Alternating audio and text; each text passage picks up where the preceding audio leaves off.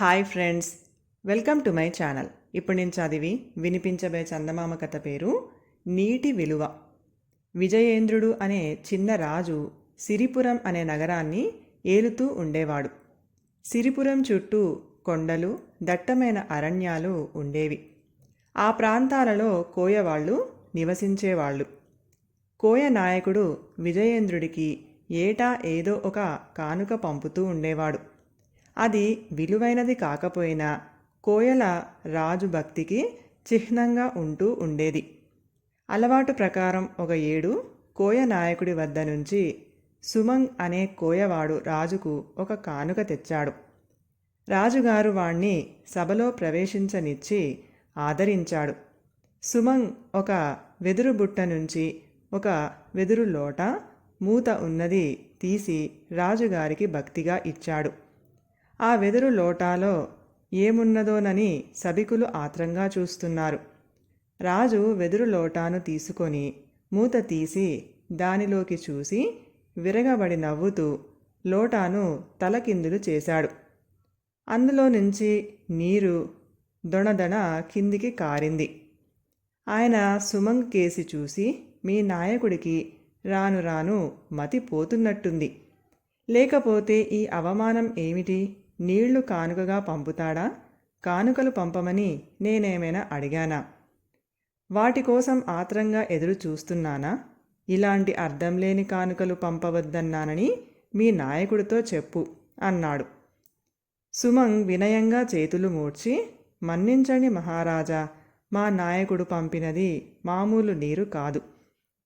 మాకు ఇటీవల శివలింగం మీద పడుతున్న నీటి ధార ఒకటి కనబడింది.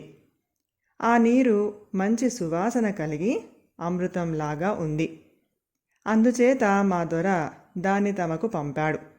మీరు నీరే కదా అని కింద పారబోశారు, కానీ అదే ఒక్కొక్కప్పుడు రాజ్యం ఖరీదు చేయవచ్చు అన్నాడు. రాజు సుమంగ్ చెప్పిన మొదటి మాటలకు తృప్తి పడ్డాడు, కానీ వాడు చివర అన్న మాటకు ఆగ్రహం తెచ్చుకొని, ఆ లోటాడు నీళ్లతో నువ్వు రాజ్యం సంపాదించు, నీకు నా కూతుర్ని ఇచ్చి పెళ్లి చేస్తాను, లేకపోతే ఎప్పుడో నీ తల తీసేస్తాను అన్నాడు. సుమంగ్ తల వంచి నమస్కరించి తిరిగి వెళ్ళిపోయి కోయ నాయకుడికి జరిగింది అంతా చెప్పాడు. తన అనుచరుడి మాట నిజం చేసే భారం కోయ నాయకుడి పైన పడింది. కొద్ది రోజులు పోనిచ్చి అతను రాజుగారి వద్దకు ఒక మనిషిని పంపాడు. ఆ మనిషి వచ్చి రాజుతో, మహారాజా, అరణ్యంలో మహాదేవగిరి లోయ ప్రాంతాల అడవి పందులు అనేకంగా ఉన్నాయి. వాటిని తమరు వేటాడి మా దొర మిమ్మల్ని ఆహ్వానిస్తున్నాడు, మీరు వాటిని వేటాడడానికి అని చెప్పాడు. విజయేంద్రుడు ఉత్సాహంగా బయలుదేరి కోయపల్లెకు వచ్చాడు. కోయ నాయకుడు ఆయనకు గొప్ప విందు ఏర్పాటు చేశాడు. విందులో అన్నీ మధుర పదార్థాలే. తర్వాత విజయేంద్రుడు గుర్రం ఎక్కి కోయ నాయకుణ్ణి మరి 3 అంగరక్షకులను ఇతర వేటగాళ్లను వెంట పెట్టుకొని మహాదేవగిరి లోయకు బయలుదేరాడు. లోయకు సరి అయిన దారి లేదు. చెట్ల మధ్యగా తీగలు, తుప్పలు నరుక్కుంటూ వెళ్ళవలసి వచ్చింది. వాళ్ళు లోయ చేరేసరికే చాలా పొద్దెక్కింది. అక్కడ అడవి పందులు చాలా ఉన్నాయి. రాజు వాటిని వేటాడడంలో నిమగ్నం అయ్యాడు. అన్నిటికన్నా చాలా భారీగాను బలిష్టంగాను ఉన్న కోరల పంది ఒకటి రాజు దృష్టిని ఆకర్షించింది. రాజు దాన్ని పదునైన బాణంతో కొట్టాడు, కానీ అది చావక పారిపోసాగింది. రాజు వెంట పడ్డాడు. రాజు కనుమరుగు కాగానే కోయ నాయకుడు మోర ఎత్తి నోటికి చెయ్యి పెట్టి సంకేతంగా ఒక ధ్వని చేశాడు. వెంటనే దానికి జవాబు వచ్చింది. మరికొద్ది క్షణాలకు సుమంగ్ అక్కడికి వచ్చాడు. కోయ నాయకుడు వాడికి రాజు వెళ్ళిన దిక్కు చూపించాడు. సుమంగ్ వేగంగా అటుకేసి నడిచాడు.